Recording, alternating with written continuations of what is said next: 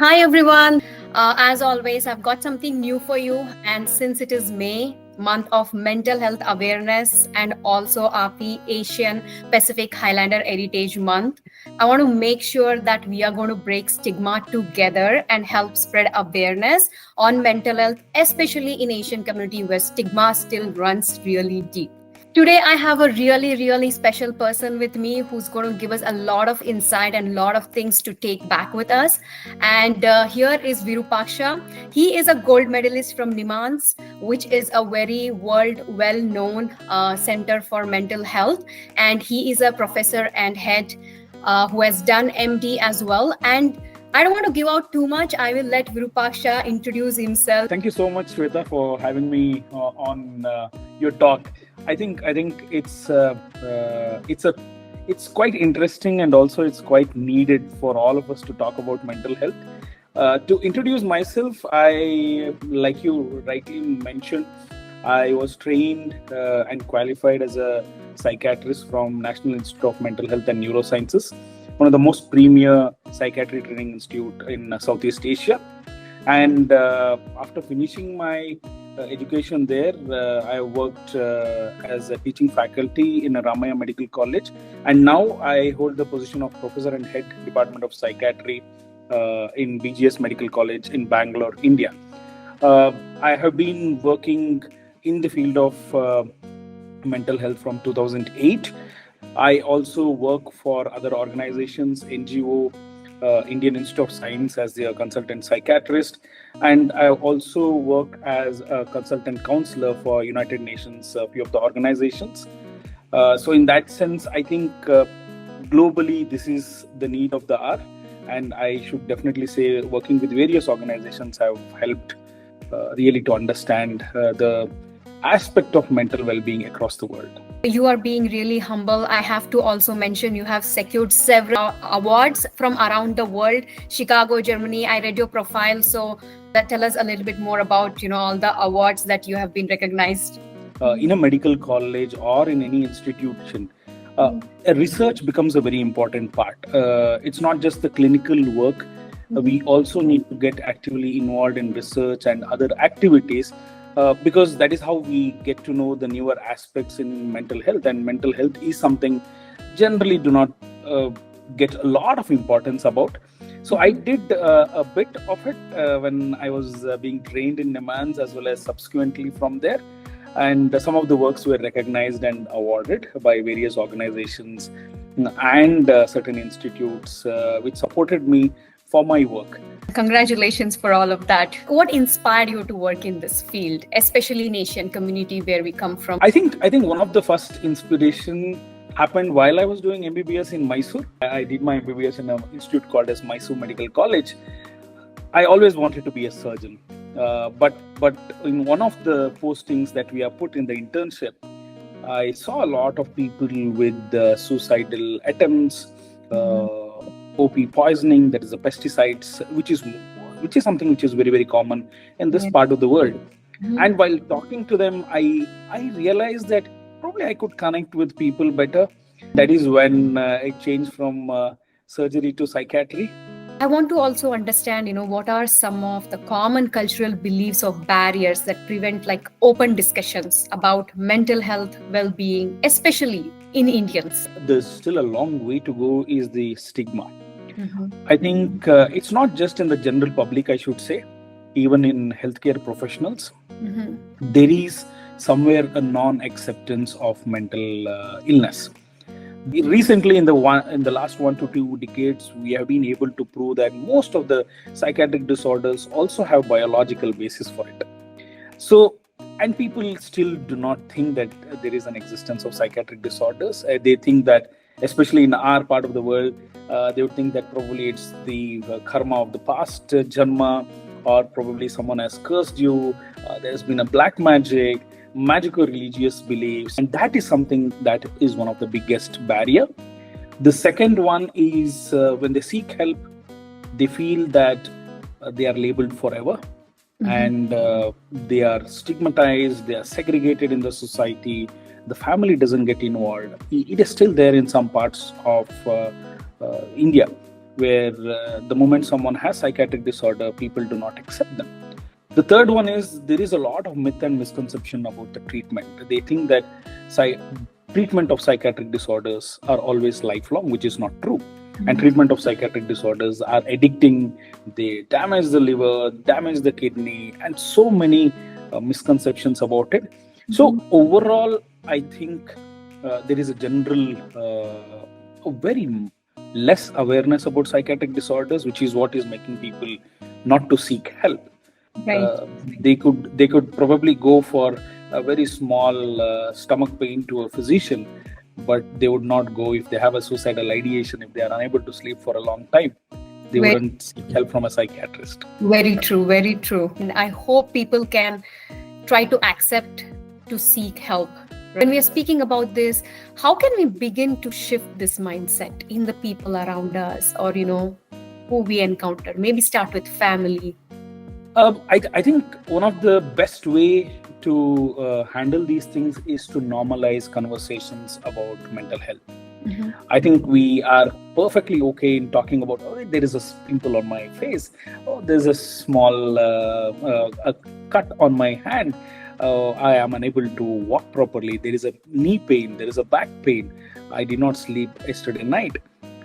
That is so normal for all of us. But if someone says, I'm feeling sad, I'm feeling depressed, I feel like harming myself, I feel panicky the moment I talk to someone, we tend to think that what is this odd thing? So I think somewhere we all need to normalize conversations about mental health. And if we are all able to talk about our own mental health without hesitating, that is probably the first step, and that should always start in the family. I also wanted to ask, I think many people would have this question. People are unable to recognize the signs of, when do they need to seek help, right? So what are those early signs of mental health struggle people should look out, in themselves or their loved ones? I think that this is something which is very, very important for a lot of us to understand. I have a very simple way of telling my clients as well as patients.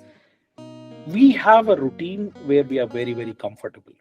We know that from morning till evening, we have a particular day. At the end of the day, I am comfortable. That means that I am fine. But the moment your routine gets affected, the moment you feel that you are unable to do your work, the moment you feel that you cannot sleep well, you are unable to have that social interaction with your friends and family, your efficiency has come down, your productivity has come down, you feel somewhere you have slowed down. So any change in your routine is one of the red flag, and never ever ignore it. If you can't recognize it, go to a mental health professional and say, I'm feeling like this, do I have to worry? And it's their job to sort it out. As simple as this could be, the signs. Because many a times people think that this is just for a transient one, this will pass, I'll be able to handle, I'm too strong, I should not cry. And they wait for so long for the symptoms to worsen. By that time, it's too late. Right, absolutely. So what is that you would suggest someone who is hesitant to seek any kind of help or therapy, especially due to the cultural guilt, the fear, the stigma, or what would people think? What do you have to say to those people? Yeah, one of the interesting thing that I have observed in my clinical practice is a person who is very, very hesitant comes and seeks consultation from a psychiatrist, and he goes back and gets 5 more patients for us. Wow. I think the initial hesitation is what is preventing most of the people from not seeking help. Something that everyone should understand is anyone who speaks to a mental health professional, the conversation is completely confidential. And we do not even speak to the family. We do not even disclose information to the family. So they can just come and talk to any one of us and go back, rest assured that no one will ever know that they have sought help. Unless they want us to disclose, unless they want us to involve the family members. And that is also the apprehension a lot of patients have. That initial resistance is what everyone has to just break. And also, for people who are going through these, mental, disturbance, I would say, right? how can families create like a safe emotional environment for people like this? Safe space. I think one of the advantage of the Southeast Asian or the Asian or Indian specifically is that we are blessed with a tremendously supportive family. Unlike most of the other countries where the family plays a very less role. In our setup, there is a significant support from the family, but when they do not know, they can't support. So one of the things that we do as almost like a compulsory thing is involve family after the consent of the patient. So we talk to the family. Family definitely shows a lot of resistance to accept that there is a psychiatric disorder in the client or in their son, daughter, or whoever it is. But once we explain to them by telling them why this is happening, it is not something which is because of various other stigma or other things. It is just like any other disorder. It's just like your gastritis. It's just like your typhoid. When we explain to them, they accept. When they accept, and that is one of the first step of support, they are tremendously supportive. In fact, research which have been done till date have shown that the prognosis of psychiatric disorders in the developing countries are much better than the developed countries because there is family here in the developing countries. All they have to do is be there for them, right? Yes. Be there. Yes. And also today I want to see what is one mental health myth that you would want to burst? I think there are many. When you say one, I get a lot. But at least burst out some myths, because there are several myths. So I want to, at least the common ones, I want to burst whether it's really a myth or is it really true. For example, I go with, once you start medication, you have to take lifelong medication. You're addicted to it, and you can't do anything else. You'll be more calm. You'll sleep.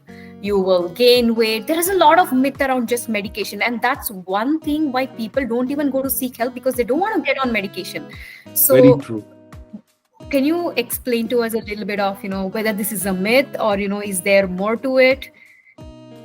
No, I in fact I tell my other specialty colleagues that the medications that I prescribe are much safer than the medication that are prescribed by a physician or a neurologist or someone, because the medications in psychiatry are much safer and they are made to be taken for a long period.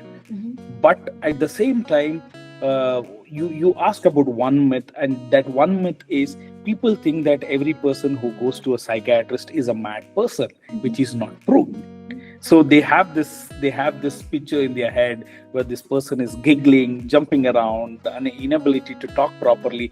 No, that is only 1% of our patients. 99% of our patients are just like me and you. They have certain anxieties. They might not be sleeping well. They might not be concentrating in this thing. They might have marital issues. They might have issues with the mood, like that. So when we treat, not all psychiatric disorders are treated long term. There are disorders which we treat for only 2 weeks to 4 weeks. There are disorders we treat for 6 months. There are disorders which we treat for a year. And sometimes if the patient is unable to go back to normalcy while we are reducing the medication, they have to take it for lifelong. Just like how if someone is diagnosed with hypothyroidism or thyroid related disorders, they take it lifelong. Someone has diabetes, lifelong. Hypertension, lifelong.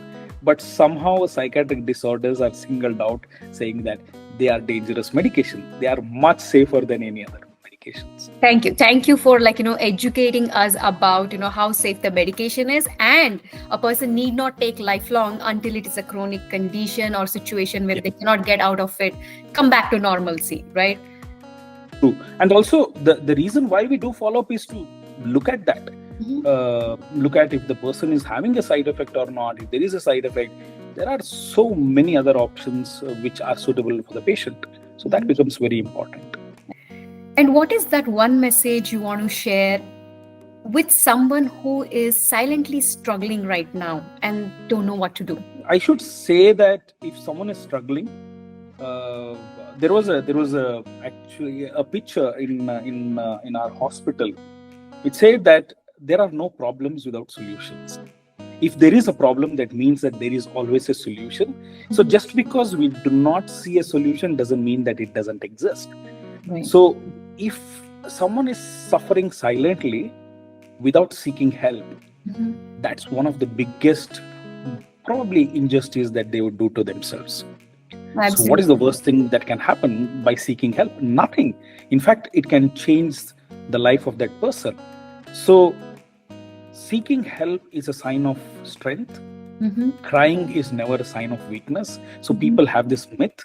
So a person who is strong can seek help and solve their problem, just like how we do it for anything else.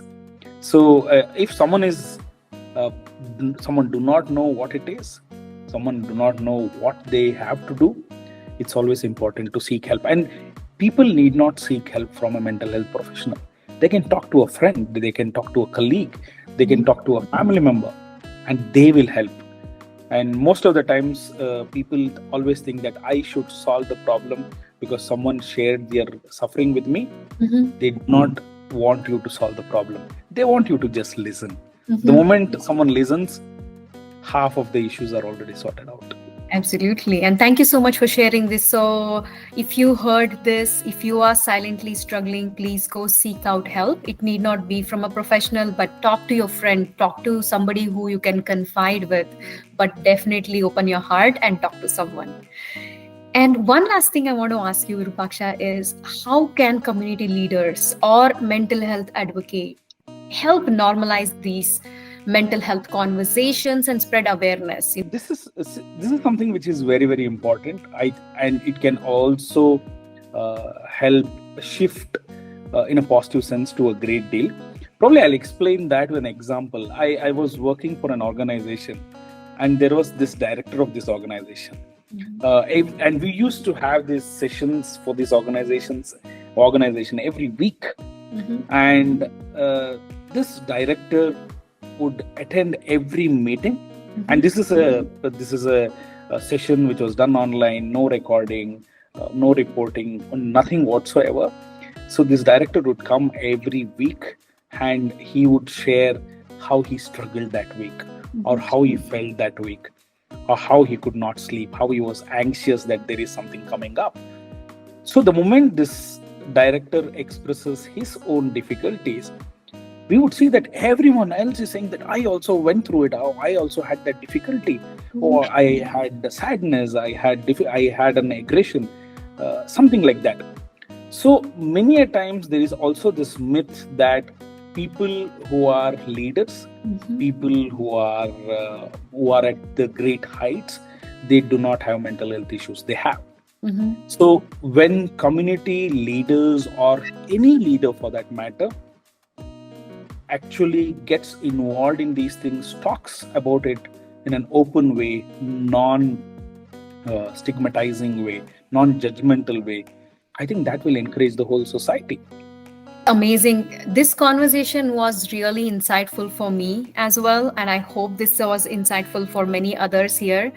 And please do spread awareness of mental health. Start by asking, how are you? How do you feel?